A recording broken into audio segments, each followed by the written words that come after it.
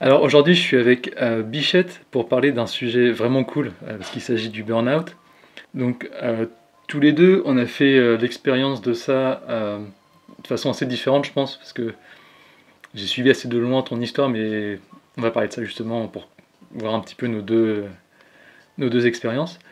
Et alors, ce qui est marrant, et quand je dis ça, c'est vraiment pas marrant du tout, mais c'est que ça nous est arrivé tous les deux à notre première vraie expérience professionnelle, en dehors des jobs d'été ou des jobs étudiants, la première expérience qui concernait un boulot pour lequel on avait été formé par nos études, tout ça. Et peut-être que ça a un peu changé aussi nos visions par rapport à notre orientation professionnelle. Enfin, du coup, on va revenir sur ça plus tard. Mais d'abord, je voudrais que tu te présentes un peu, que tu présentes un peu justement ton parcours et ton expérience professionnelle qui a mal tourné. Alors bonjour, du coup moi j'ai étudié 5 ans dans la communication, dont 3 ans en alternance. En fait j'ai travaillé 3 années sur les 5 dans la même entreprise. Et au bout de 3 ans j'ai réalisé que c'était pas du tout fait pour moi grâce à mon burn-out. Enfin plutôt un brown-out. Du coup pour le coup c'est quand on s'ennuie tellement que ça cause les mêmes effets qu'un burn-out. D'accord. Bah, moi, pour le coup, j'ai fait des études d'art du spectacle. Et je suis arrivé à Montpellier à ma quatrième année pour commencer mon master. Et je bossais en dehors des cours dans un théâtre. Donc c'est un boulot que j'ai trouvé assez facilement et qui paraissait vraiment super parce que c'était à côté de chez moi, que ça allait vraiment me pimper mon dossier pour être pris en master 2. Et au final, un petit spoiler, mais ça m'a pas du tout aidé pour passer en master 2. Et ce qui s'est passé, moi, c'est que je suis tombé sur un patron vraiment chelou qui s'est montré un peu Harceleur. harceleur, lunatique, tyrannique, tout ce que tu veux. Donc vraiment, je vais pareil, expliquer ça petit à petit. Oui, donc c'est pas du tout les mêmes conditions. Non, non, non. Non, moi, c'était pas une question d'ennui, puisque le boulot en soi aurait pu vraiment me plaire. C'était vraiment une personne quoi, qui me pourrissait l'esprit. Hum. Je sais pas pour toi, mais justement, je te demandais, est-ce que pour toi, il y a eu des signes avant-coureurs qui t'ont fait comprendre qu'il allait se passer quelque chose, ça allait pas pouvoir durer très longtemps? Déjà en fait quand j'ai étudié dans la com il y avait des signes avant-coureurs, c'est que chaque année je me disais est-ce que je devrais pas changer parce que quand même je me fais drôlement chier. Ouais, Et je me suis pas vraiment écoutée, j'ai continué jusqu'au bout parce que quitte à être lancée autant finir le master. Et donc au travail les premières années étaient super, enfin, j'avais beaucoup de travail donc moi je suis quelqu'un qui aime beaucoup travailler sous pression donc ça m'allait, ouais. bizarrement. Et en fait, à un moment, on a commencé à avoir des missions un peu moins intéressantes, ou pas forcément moins intéressantes, mais moi je les trouvais moins intéressantes. Hmm. Et donc, c'est le plus gros signe avant-coureur, c'est quand vraiment t'arrives pas à te lever le matin et que t'arrives plus à être à l'heure et que la journée te paraît mais tellement longue et que t'as qu'une idée, c'est de te barrer le soir. Enfin, Ouais. quand ça arrive une fois par semaine, le vendredi par exemple, ça va, mais quand c'est tous les jours, tous les jours, tous les jours pendant quelques mois, ça fait très long et si tu sais pas pourquoi tu te lèves pour aller bosser, c'est difficile en fait. Ouais. Bah, moi de mon côté, il y avait énormément de signes auxquels j'ai pas du tout fait prêter d'importance. Comme quoi. Par exemple, il y a une fille qui avait mon âge, qui a été embauchée en même temps que moi. Et juste avant qu'on signe, on a été invité à une soirée dans un café par notre patron, où il faisait un petit peu une présentation devant tout le monde de la saison théâtrale, tout ça. Donc la soirée était plutôt sympa. À un moment, je suis allé sortir fumer avec la fille. On discute tout ça, elle me fait ouais, j'ai entendu dire qu'il fallait un peu se méfier de ce gars-là, qui était pas toujours réglo, tout ça.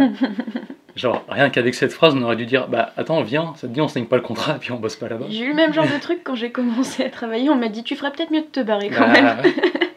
Après, pareil, enfin, la première semaine de spectacle, j'arrive en avance au théâtre, il n'y a personne, il y avait juste le comédien qui connaissait bien le patron, qui m'a dit ah, tu vas voir, ça va être sportif de bosser pour lui. Hum. Ou alors après, quand j'ai commencé à bosser là-bas, alors je te dis ce que je faisais là-bas au départ. Au départ, j'étais embauché pour quelques heures par semaine, juste pour par exemple distribuer des flyers ou mettre des posters en ville, et 3-4 soirs par semaine, m'occuper du bar euh, quand on avait des spectacles, quoi. Et ça se passait plutôt bien, parce que pour les posters de ça, j'étais pas avec le patron. Et le soir au bar, il était un peu chiant, mais c'était que 1 heure, après il s'en allait, et puis moi je pouvais regarder les spectacles, et c'était super sympa. Mais déjà, rien que là-dedans, des fois quand je passais au bureau, il y avait un autre jeune qui bossait à la communication, et il se faisait tout le temps traiter, tout le temps gueuler dessus, tout ça. Et je me disais, putain, mais c'est pas possible à sa place, enfin, je sais pas ce que je ferais et tout. Et en fait, ce qui s'est passé, c'est que quelques mois plus tard, il a fini son contrat. Et C'est toi qui as pris le poste. ouais, sans qu'on me demande, sans rien, sans qu'il y ait rien eu d'officiel. En fait, petit à petit, mon patron me demandait de faire plus de choses, plus d'heures, tout ça. Et quand l'autre s'est barré, bah, du coup, vu qu'il fallait bien que son boulot soit fait, bah, j'ai dû reprendre son boulot. Et je me suis retrouvé à bosser au bureau très souvent et avec le patron qui était hyper stressé, hyper stressant. Pareil, l'autre fille qui avait été embauchée en même temps que moi a démissionné au bout de quelques semaines parce qu'elle est partie faire de l'humanitaire en Afrique. Mhm. Du coup, ce qu'on faisait à trois, bah, j'ai dû le faire tout seul après, en moins d'heures, avec le gars qui était hyper stressé, qui me harcelait de messages, d'appels téléphoniques, tout ça, pour que je fasse toujours des choses en plus. Parce que vu que je faisais de la communication par, euh, par ordinateur, il y a pas mal de choses que je pouvais faire depuis chez moi, donc des fois il m'appelait pour que j'ajoute un truc, tout ça. Quand c'était que ça, encore ça allait, même si c'est chiant d'avoir des appels le soir de son patron, tout ça. Et surtout que si c'est en dehors de tes heures de travail. Oui, oui, mais de toute façon, je faisais la plupart de mes heures au black. Et après, pareil, il m'appelait pour d'autres trucs. Et ce qu'il y a, c'est qu'on pouvait pas lui dire non. Parce que tu vois, s'il t'appelle, ou alors, par exemple, t'appelles, tu réponds pas, non, il va te laisser un message et puis il va te rappeler 5-6 fois. Ou alors, je sais pas, il y a une fois un matin, toute la semaine déjà, j'avais beaucoup bossé. Le samedi matin, il m'appelle pour me demander si je peux le porter quelque part en voiture l'après-midi. Alors, j'en avais marre, je lui dis bah non, cet après-midi, je peux pas. Il fait ah bon, pourquoi? Je fais bah, j'invente un truc, je fais je dois rejoindre des gens de ma classe pour bosser sur un exposé. Ah, tu dois les rejoindre à quelle heure? Je fais bah 14h. Il fait ah mince, ça m'arrange pas, ça. Bah, tu peux pas les appeler pour leur dire que tu veux les rejoindre plus tard finalement, et puis comme ça tu me déposes quand même et tout. Enfin, il a insisté. Alors que ça faisait pas du tout partie de tes fonctions en Non, non. plus. Du coup, il a insisté pendant des plombs, j'ai fini par dire oui. Je l'ai déposé, ça a pris énormément de temps parce que je pensais que c'était genre à 5 minutes, mais c'était à 25 minutes en voiture. Et, euh, et donc voilà, donc je suis rentré. Finalement, si j'avais vraiment eu un exposé à faire, j'aurais pas eu le temps parce que j'ai eu le temps de faire 2-3 courses pour après revenir au théâtre pour accueillir les gens le soir. Le soir, pendant le spectacle, il s'était barré, il m'envoie un SMS pour faire est-ce que demain matin, tu peux me porter, tu peux porter des affaires à 9h à tel endroit et tout. Alors je lui fais bah non, parce que vu que j'ai pas eu le temps de bosser avec mes amis aujourd'hui, je dois les voir demain matin. Enfin, pareil, il a insisté, tout ça, donc je suis allé le lendemain matin et c'était que des trucs comme ça, vraiment. Je pouvais pas dire non et tout. T'étais un peu la bonne poire en fait. Ouais, ouais. Et ouais, donc c'est ça, j'avais vraiment l'esprit toujours embrouillé par ça, par cet homme-là. Parce que même si au final je faisais pas tant d'heures que ça, tous les jours, même la journée où je bossais pas, j'avais des appels de lui, des messages, etc. Non, en fait, du coup, c'était limite du harcèlement. Oui, oui, bah maintenant je sais que C'est du harcèlement, ça en ça. était, sauf que à l'époque je savais pas comment faire pour sortir de ça. Même c'était un CDD, et juste après la fin de ma période d'essai, il y a eu une soirée où vraiment ça s'est mal passé, et je me suis dit je vais pas pouvoir continuer pendant encore 8 mois. Sauf que vu que c'était un CDD, je m'étais renseigné, j'avais vu que c'était pas si simple pour rompre un contrat comme ça. Il fallait que ce soit rompu par un commun accord. Mhm. Sauf que je me voyais pas avoir une confrontation avec mon patron pour. Pour lui demander de. Ouais. Ouais. Et du coup, je me suis forcé à rester les 8 derniers mois. Et pareil, j'avais mis de l'importance dans ce bout-là parce que je me disais que c'était important que je reste pour avoir un bon dossier pour être pris en Master 2. Alors qu'au final, j'ai même pas été pris en Master 2 avec, avec ce dossier-là. Et bon, ça, pareil, j'y reviendrai Vaut plus mieux en tard. rire maintenant. Oui, oui. Raconte-moi, c'était quoi vraiment la période la pire La pire période, c'était quand j'ai eu mon master et que j'ai signé mon CDI. En fait, c'est un peu bizarre, mais je leur expliquais clairement que je voulais pas de CDI. Parce que je me voyais pas rester à long terme encore dans l'entreprise. Ouais. Et du coup, je voulais absolument un CDD. Sauf qu'ils m'ont un peu carotté, si je peux dire. Oh mon dieu, ils m'ont carotté. Ils m'ont carotté et en fait, au final, j'ai continué à travailler après pour finir une mission qui me tenait particulièrement à cœur parce que c'était un projet sur lequel je travaillais depuis 3 ans. Ah ouais. Donc j'ai continué à travailler à la fin de mon contrat, ce qui... Eux me disaient pendant ce temps-là, t'inquiète pas, on te prendra un CDD. Mais ce que je savais pas, c'est que quand tu continues à travailler comme ça, s'ils peuvent pas te faire un CDD, il y avait des raisons légales pour qu'ils puissent pas me faire un CDD. Ouais. Mais s'ils peuvent pas, en fait, tu signes automatiquement un CDI ou alors tu arrêtes de travailler, mais tu t'assois sur les journées sur lesquelles tu as travaillé. Et j'avais travaillé 3 semaines en plus, jusqu'à ce qu'ils me donnent mon contrat à signer. Et surtout, pendant ce moment-là, en fait, ils me donnaient 0 nouvelle de où ça en était. Donc moi, en gros, je travaillais sans savoir ce que j'allais avoir comme contrat, en me doutant que ce serait pas le contrat que je veux, que j'allais signer un CDI. Bon, au final, donc, très déçue, j'ai signé mon CDI avec précision que je partirais quelques mois plus tard parce que je voulais voyager un petit peu. Mais vraiment très très déçue, et au final, tellement déçue que j'arrivais plus du tout à me lever le matin. Je faisais des crises d'angoisse au travail. Donc des crises d'angoisse avec bouffées de chaleur, palpitations, tu peux plus respirer. Ah, tu te sentais un peu piégée Je me suis carrément sentie piégée, trahie, enfin je sais pas. Puis on a eu un changement de patron entre deux, puis il y avait des relations, enfin vraiment ça faisait vraiment relation d'argent partout dans la boîte, c'est des choses qui me gênaient. Et du coup je suis allée voir le médecin, et je lui ai parlé un peu de tout ça, je lui ai dit que je me sentais vraiment très mal par rapport à mon travail, et là je me suis un peu pris une claque dans la tronche, c'est parce qu'il m'a arrêté 3 semaines du coup. Et du coup, je me suis sentie un peu, comment dire, coupable d'arrêter de travailler. Mais en même temps, ces 3 semaines-là, ça a été 3 semaines, genre j'ai respiré comme jamais. C'était vraiment du repos, quoi. Je me suis jamais autant reposée de ma vie, j'ai jamais été aussi bien de ma vie, je crois, que pendant ces 3 semaines-là où j'ai pas travaillé. Et ouais, donc ça c'était le pire. Et après, je suis retournée travailler, mais je savais que mon contrat se terminerait un peu plus tard, donc ça allait. Mais, je sais pas de ton côté, mais est-ce que tu es d'accord pour dire que les derniers jours, finalement, c'est peut-être les plus durs? Le dernier mois, quand j'ai su vraiment que je partais, que j'avais la fin de mon contrat, j'avais signé les papiers, parce qu'encore pareil, ils m'ont fait courir après les papiers pour que je puisse faire ma rupture conventionnelle. Donc quand j'ai eu mon remplaçant, mes papiers de rupture conventionnelle envoyés, là c'était dur, mais pas dans le sens moralement. C'est juste que c'était dur de s'investir, mais bon, après ça, je pense que c'est tout le monde dans ces cas-là. Moi, du coup, de mon côté, c'est sur les derniers mois, ça allait vraiment de pire en pire. Enfin, vraiment, je me sentais mal physiquement quand je passais la porte du théâtre. Oui. Je vois ça. Je devenais phobique de la sonnerie de mon téléphone. Enfin, un truc comme ça. Parce que du coup, à la fin, je bossais de plus en plus au bureau. Lui, il était d'humeur épouvantable parce qu'il était stressé pour plein de choses. Il était hyper stressant, hyper énervant. Mais c'était pas qu'avec moi. Enfin, sa femme bossait avec nous. Et sa femme, elle s'en prenait plein la gueule, quoi. Je me souviens même d'un jour, parce que il disait qu'il voulait revendre son théâtre. Et un jour, on était au bureau tous les trois. Et il fait à sa femme: tiens, hier, je suis allé voir un spectacle dans tel théâtre. Et ils avaient de jolis rideaux, donc je me demande si on devrait peut-être changer les rideaux. T'en penses quoi? Et sa femme, elle avait l'air étonnée, puis elle fait: c'est peut-être pas utile si on revend le théâtre et tout. Il fait: non, finalement, on va pas le revendre et changer d'avis. Et là, t'aurais vu la tête qu'elle a fait, en mode: ah, merde. Et donc voilà, c'était vraiment très difficile sur les derniers mois.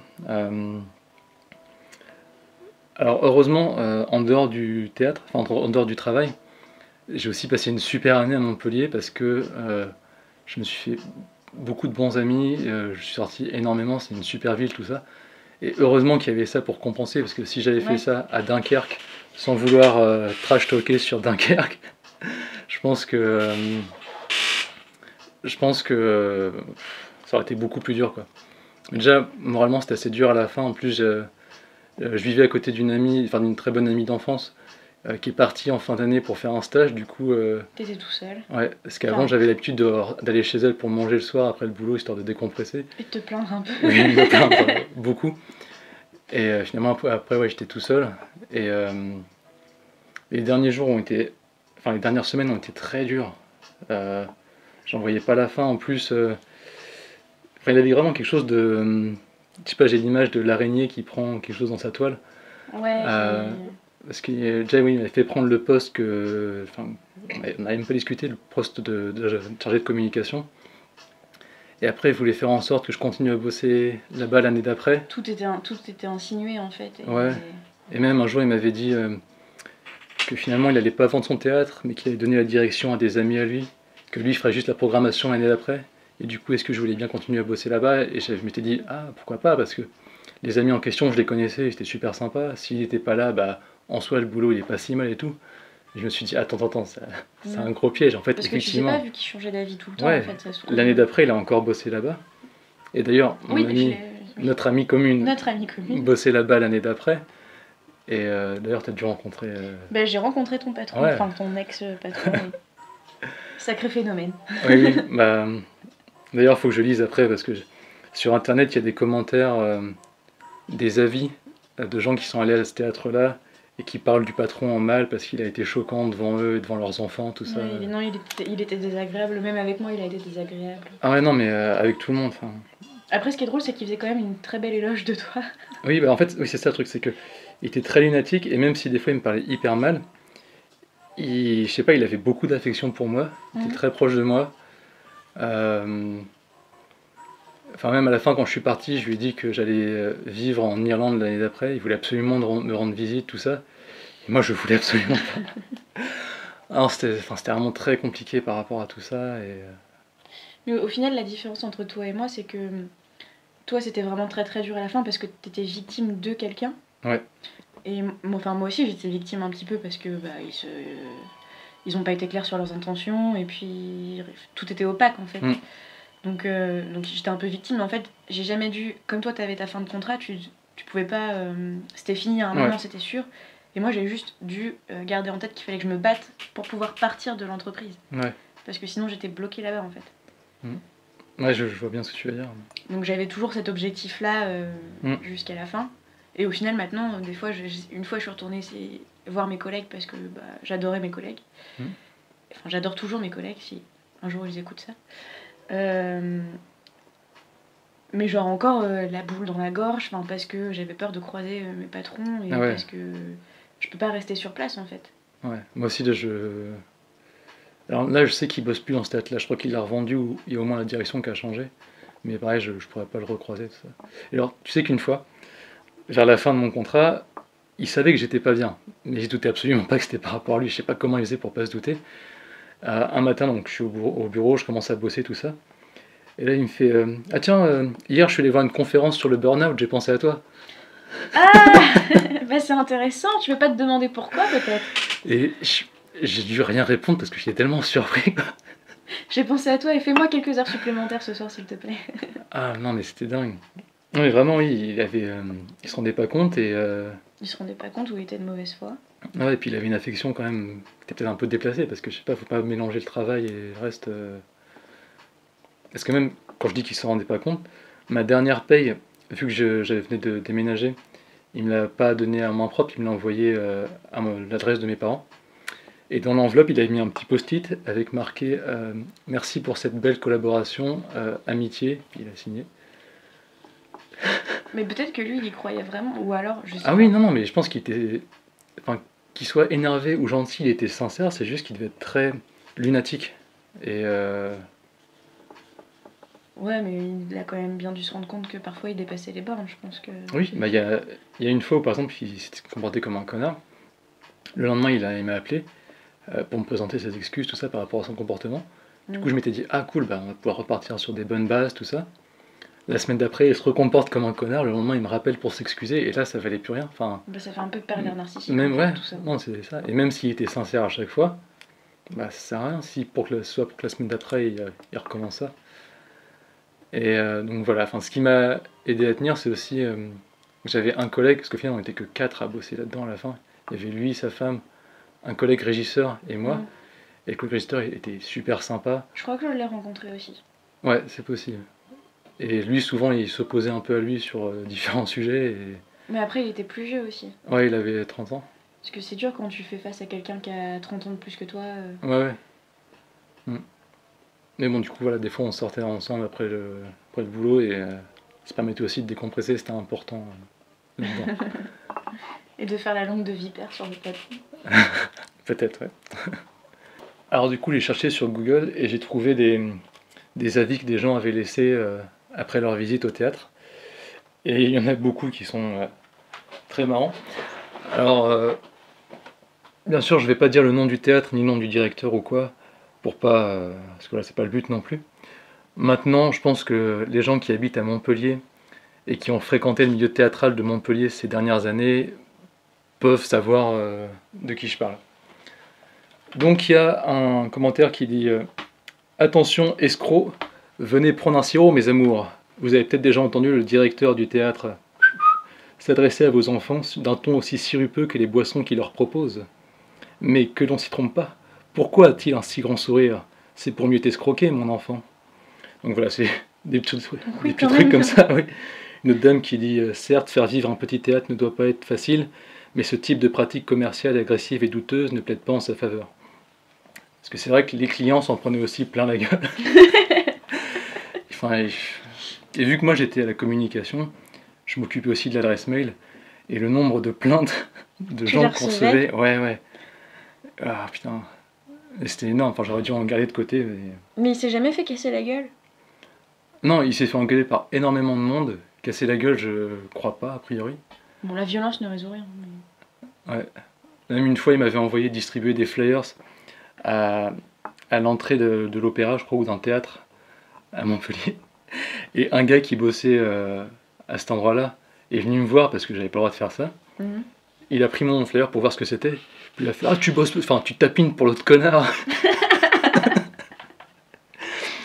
Et je pouvais pas lui en vouloir parce qu'il avait raison. C'était vraiment C'était un trop rare. connard. D'accord, ok. Donc voilà. Est-ce que tu veux raconter un peu la fin du coup, comment t'es sorti de tout ça et ce qui s'est passé après? Oui, bah du coup, comment je suis sortie de tout ça? Donc en janvier, je les ai forcés à me prendre un remplaçant. Ouais, Très sympa d'ailleurs. oui, je Tu connais. l'as rencontré, il est vraiment très cool. Donc je les ai forcés à me prendre un remplaçant. Et je me suis dit qu'à partir de là, de toute façon, ils ne pourraient pas payer deux personnes au même poste.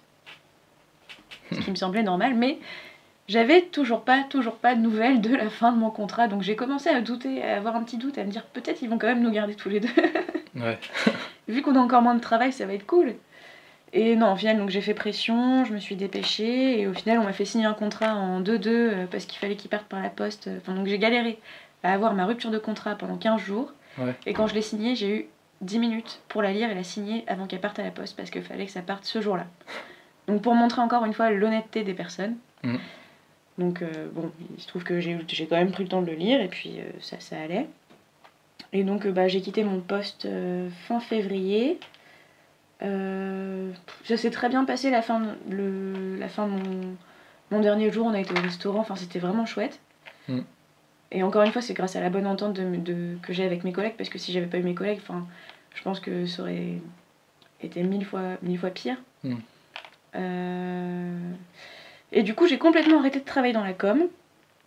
Et je pense que cette histoire, bah, ça a quand même marqué un peu, parce que maintenant, quand juste le fait de lire des offres d'emploi dans la com, ça me donne des frissons, Ouais. tellement le langage et l'univers me dégoûtent Ouais. maintenant. Après, du coup, je me dis, bon, bah, c'est pas 5 années de perdu, parce qu'au moins, t'as appris, tu sais ce que tu veux pas faire maintenant. Donc, ça aiguille un petit peu sur mon orientation professionnelle. Mais, Oui, enfin, ça va quand même amener ça, quoi. C'est que... oui, ça m'aura amené des choses. Et puis, dans tous les cas, j'ai au moins ce diplôme-là Ouais. en route de secours, même si je me vois pas travailler là-dedans du tout maintenant, parce que, ouais, comme je disais, ça me dégoûte. Mm. Et du coup, au final, c'est pas le travail le seul responsable, tu vois, c'est moi aussi, parce que je me suis pas écoutée. Dès le départ, je me suis pas écoutée. Ouais. Parce que ça faisait longtemps que je savais que je voudrais pas, enfin que ça me plaisait pas tant que ça. Je voyais les autres membres de ma classe qui étaient passionnés vraiment, et moi j'étais là, bah ouais, c'est cool ce qu'on fait, mais c'est du vent quoi, parce qu'on faisait de la pub et Ouais. il y a des très bons publicitaires, hein, mais en général c'est quand même un peu du vent. Donc voilà, j'aurais dû m'écouter peut-être plus, et puis ça s'est quand même bien terminé parce que je reste en bonne relation avec mes collègues. Mais après, c'est vrai que mes patrons, je pense que j'ai perdu un peu d'innocence ou de naïveté, je sais pas, parce que comme j'avais une très bonne relation avec ma chef par exemple, qui était limite un rapport un peu familial aussi, tu vois, comme toi, ça reste toujours un peu chelou, il y a de l'affection et au final, il faut quand même garder le rapport patron-salarié. Ouais. Donc du coup, on avait un très bon rapport, mais maintenant je pense que je ferais jamais confiance à un chef autant que ça. Ouais. Là, il faudrait que tu aies une... Bah puis c'est surtout qu'en bonne fait je veux plus de expérience. chef. Ah oui, je comprends. Voilà. Je veux plus travailler dans une entreprise, je veux plus travailler dans un truc où les gens t'utilisent pour l'argent en te faisant croire que Ouais. ils t'utilisent parce que je sais pas. Après, ça existe aussi, les Oui. chefs sympas, mais il faut que tu aies la chance dans... Je pense qu'il y en a un peu, mais Ah après ouais. on parle de seulement une expérience professionnelle, donc Ouais. voilà, mais Mhm. je pense qu'il y en a, mais bon. Bon, après, j'ai eu quelques stages qui ont prouvé le contraire aussi, enfin, Oui, qu'il y avait beaucoup j'imagine. de chefs pas cool, mais bon. Ouais. Et toi, du coup? Bah, moi, de mon côté, j'avais une date de fin de contrat qui n'était pas la date de fin d'ennui. Parce qu'en fait, j'ai fini mon contrat, sauf que forcément, il n'y avait personne pour me remplacer. Parce que je sais pas, ils voulaient pas encore embaucher de monde. Alors, faut savoir, j'ai compté, pendant les 9 mois où j'y ai bossé, il y a, je crois, 5 ou 6 personnes qui ont été embauchées, puis qui ont soit démissionné, soit ont été virées, parce que ça n'allait pas. Donc voilà. Et en fait, voilà, peut-être un mois après avoir fini mon contrat et être rentré chez mes parents, j'avais encore des coups de fil de temps en temps parce qu'ils faisaient encore des spectacles pendant l'été. Juste, est-ce que tu peux mettre un spectacle sur le site, tout ça et tout. Donc, de temps en temps, je l'ai fait. Il fallait que je le revoie au milieu, enfin un mois après, parce que je déménage, enfin je rendais mon appart à Montpellier. Et je devais former une fille qui allait me remplacer en septembre, enfin, Mais 3 mois plus tard, t'as quoi. été payé pour ça? Non, non, non. Et du coup, voilà, je l'ai vue la matinée, la fille. Au départ, je voulais la voir dans un café, histoire de lui toucher 2 mots sur le patron pour qu'elle se méfie un peu. Finalement, le patron, il voulait qu'on se voit au théâtre, donc voilà. Je l'ai formé, voilà, j'ai dit au revoir au patron et tout, je suis parti. Et bon, j'ai quand même eu des nouvelles de lui après ça. Il savait que je partais en Irlande et il savait quand. J'avais dû lui dire sans faire exprès. Et je crois que le matin où je partais le soir, mais le matin, j'ai dû avoir un coup de fil où il me disait bon bah bon voyage, bonne chance pour ta nouvelle vie, tout ça et tout. Donc bon, plutôt sympa, hein. Et le soir, j'ai dû recevoir un SMS à l'aéroport, t'es parti pour interrogation. Donc là, plutôt flippant.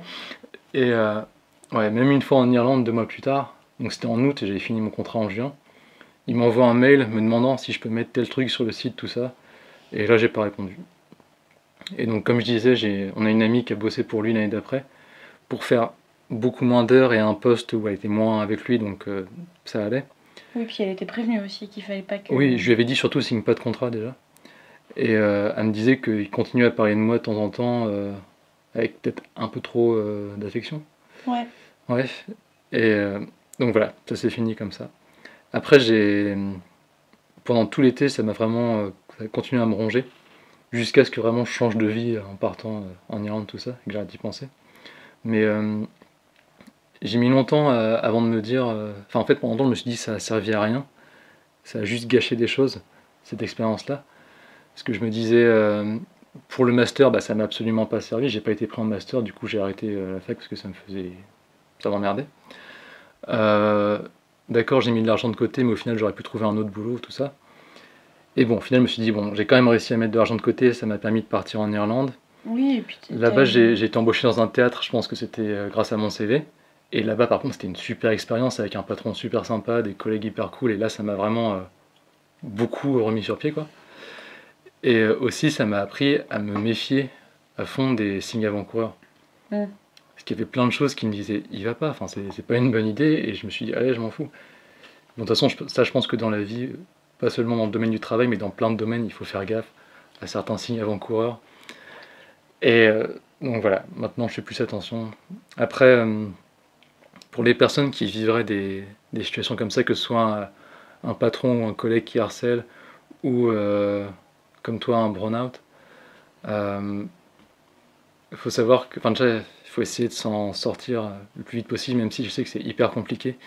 Il faut surtout bien s'entourer, je pense, en Ouais. fait.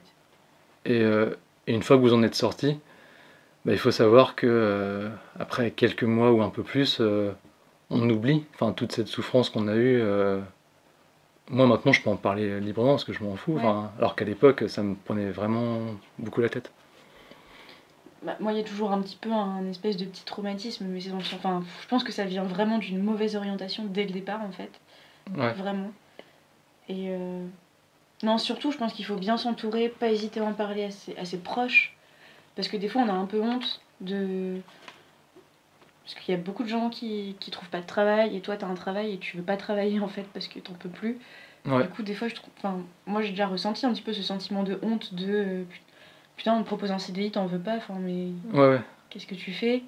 Bon, faut savoir aussi qu'il y a beaucoup de gens de notre génération qui veulent pas de CDI, Mm. parce que c'est un engagement trop fixe. Ouais. Mais je sais plus ce que je disais. Oui, il faut bien s'entourer et surtout oser en parler parce que ça fait vraiment beaucoup de bien et que quand on a la tête dedans comme ça, on a du mal à réfléchir et ça fait partie des choses pour lesquelles on reste plus longtemps justement parce qu'on a tendance Mm. à retourner le problème 1000 fois dans sa tête. Et aussi, je pense que si on a eu ce problème-là tous les deux, c'est peut-être aussi parce qu'on avait mis trop d'importance dans le travail. Oui, Et oui. au final, c'est peut-être ça le problème. Et après, je sais que c'est hyper compliqué de se dire, ouais, le travail, c'est pas important. Bah, il y a eu Enfin, un juste dosage, mais c'est vrai que quand tu passes.